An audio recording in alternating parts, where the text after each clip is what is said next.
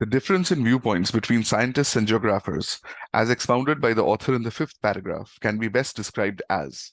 We see the reference here. Scientists, geographers. Let's read this paragraph. Scientists strive to stand far above their material for a view from nowhere, with the hope that they will thereby be able to plunge well below the surfaces of reality. By contrast, cultural geographers come storytellers stand only a little above their material and move only a little below the surfaces of reality in the hope of not losing sight of such surfaces where nearly all human joys and sorrows unfold. So when scientists strive to go very high and then that is in the hope of delving well below the levels of or the surfaces of reality, cultural geographers come storytellers, they stay close to their material, they only go a little above, and they only move a little below the surfaces of reality. That is the key difference. Let's look at the options. A says, while scientists are over-optimistic, geographers are pragmatic. Now, if we know the meaning of these words, of these phrases, we understand what over-optimistic is. If we know what pragmatic is, we'll be able to answer this question and we'll realize that A is actually a good choice. It's a valid choice. Because scientists strive to go far above their material for a view from nowhere with the hope that they will be able to plunge well below the surfaces of reality, one could say that they are over-optimistic. In a word, they could be defined as over-optimistic about their material and reality. Geographers, they stand only a little above their material, move only a little below the surfaces of reality. And why is that? Because they hope to not lose sight of such surfaces where nearly all human joys and sorrows unfold. So they want to keep their material and their delving into the surface of reality close to the real, the practical field. And that's why, in one word, again, we can call them pragmatic.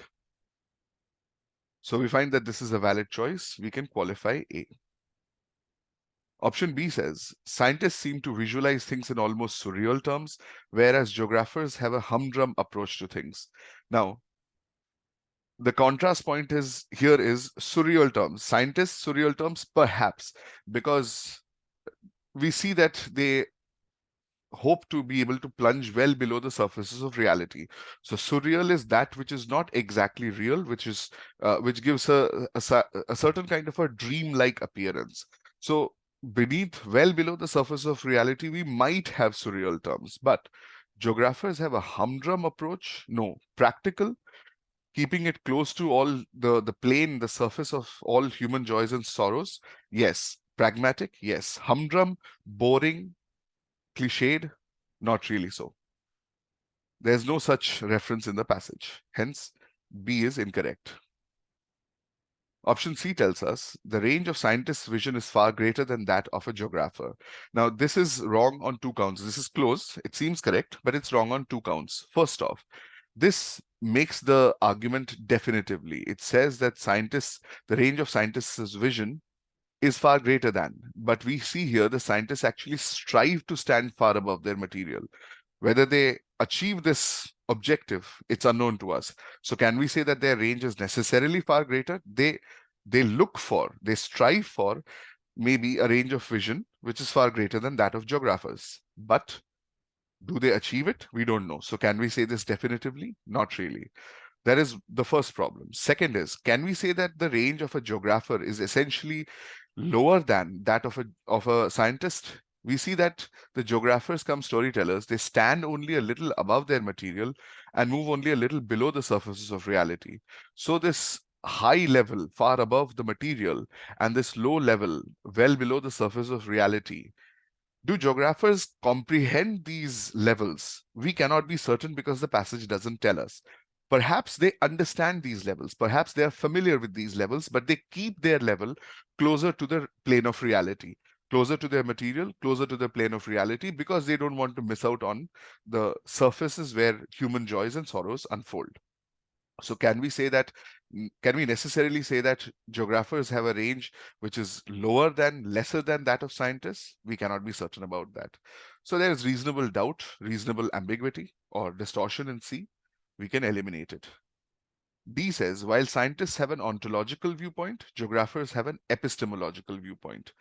Now, this is traditionally the option where questions such as these bring in these terms, difficult terms, uncommon terms, and then pose to us as options just to throw us off. If you know the meanings of these words, we'll be able to answer this question. Otherwise, it becomes a risk. We can learn the meaning now and then eliminate this option. It will help us in further passages when we come across these terms. Again, these are commonly used terms in philosophy.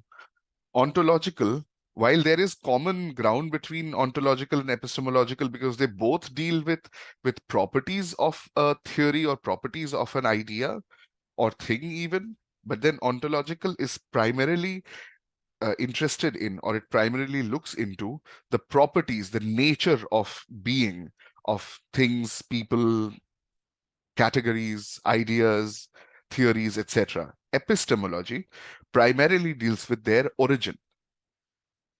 So nature and origin, but there is a difference between the two. We see that none of this has been mentioned here.